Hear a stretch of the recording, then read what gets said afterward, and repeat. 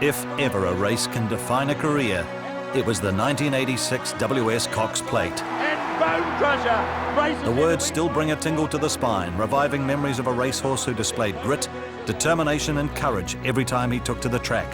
A horse that loved to win and that the racing public took to their hearts. That he ever took to the track was a minor miracle. As a yearling, he tore the skin off his shoulder while being prepared for the select sales in Waikato. If he had crushed the bone, he would never have raced. He also had another injury to his hind leg, but buyer Peter Mitchell wasn't deterred. He was acting on the advice of a breeding theorist who had recommended buying the colts from Agapasa. The theory was there would be a convergence of the titans somewhere on the bloodline. Mitchell paid $3,250 for the yearling that was quickly gelded and was aptly named Bonecrusher. He was more commonly known as Red in the stables of trainer Frank Ritchie. He won a couple of races in his 2-year-old season, but it was the win in the Eclipse Stakes which convinced Ritchie this horse had real potential. In front though, Bonecrusher switches to the outside, they're all over the place. On the inside, Bold Edition, Starboard just in front. Bonecrusher going hard after him, Starboard. Oh, Starboard, Bonecrusher, absolutely nothing. Bonecrusher was entered for the Bayer Classic later in the year. The race that we now know marks the start of the racing juggernaut over the next few months. But few people know that another drama almost cost him his life before that race. Ritchie used to work Bonecrusher at Sandspit in East Tamaki when the tide was right. However, one day Bonecrusher got his hind leg stuck in a hole as the tide started to come in. Fortunately, Red didn't panic and they rescued him, but it gave the team a real fright. There was another concern for Bonecrusher before the New Zealand Derby. For the first time, but not the last, Ritchie had to stand guard over his champion because of fears for his safety. Fortunately, Bonecrusher repaid that favour. Still in front, Flight Bijou now coming at him hard. Bonecrusher in front, Flight Bijou's closing. Bonecrusher running about, but he's still in front. Flight Bijou trying to pull him back. Bonecrusher in front, and he's won the Derby. Second is Flight Bijou. Next behind them, Random Chance third. Field Answer was next. Gary Stewart was the regular jockey, and the Bonecrusher crew were on the ride of their lives. Australia was the next testing ground.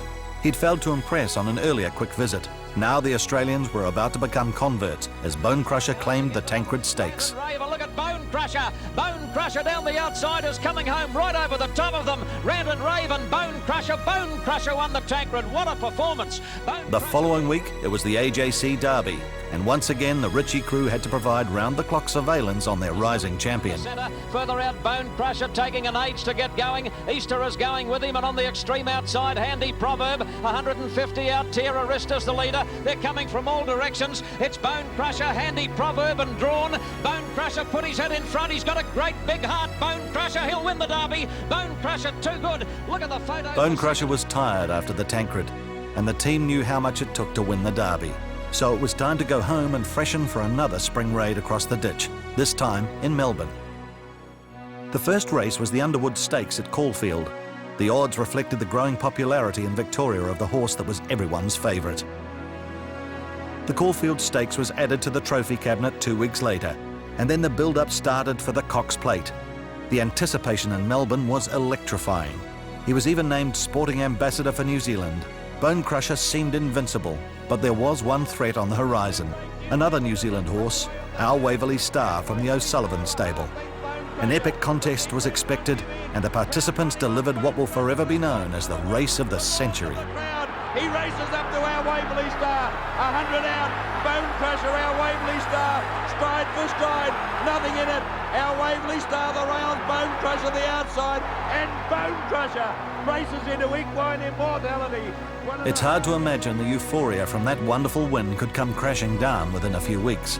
Bonecrusher was at the peak of his powers. Nothing could beat him on the track, and he was a strong contender to become the first Australasian horse to win the Japan Cup. Yet the visit to Tokyo almost killed Bonecrusher. He'd been galloping brilliantly in the lead up to the race, but then came down with a respiratory infection and couldn't run. Ritchie took Bonecrusher home and revived him enough for a return to Melbourne in the autumn of 1987.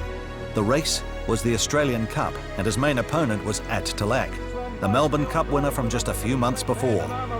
Bonecrusher produced one of his greatest gut-busting runs. At Talac 2 lengths in front. Bonecrusher in second placing from Armour Redman. At Talac the leader. Bonecrusher trying hard. At Talac, Bonecrusher going to him. A great struggle to hit the lead. Either Bonecrusher or At Talac nearly a dead heat. Nearly a dead heat, maybe. It was Bonecrusher's race, and it was probably the last time he ran at his peak. The infection in the race against Ettilac flattened Red, and he wasn't fit enough to defend his Cox Plate crown. Way through also with Golden King. There were other significant races ahead. A final Group 1 in the Air New Zealand Stakes in February of 1988. Deriana sounds like fun. Bonecrusher stretching out after them, and Horlicks right through on the inside. Sounds like fun. Bonecrusher, and Bonecrusher got there. Photos. Horlicks second. Sounds like fun. Deriana the next one. And Bonecrusher made it back to Moonee Valley to become part of an historic New Zealand trifecta in the Cox Plate later that year, finishing third behind Poetic Prince and Horlicks. Bonecrusher raced on until retired at the end of '89. 44 starts, produced 18 wins, 9 of them in Group 1 races, many from seemingly impossible positions. His popularity with the public never wavered in retirement, as Bonecrusher was regularly called upon for parades and to lead out the field for classic races, often forgetting he was supposed to be retired. This was a champion who knew how to thrill race crowds and whose lasting memory will always be for his will to win.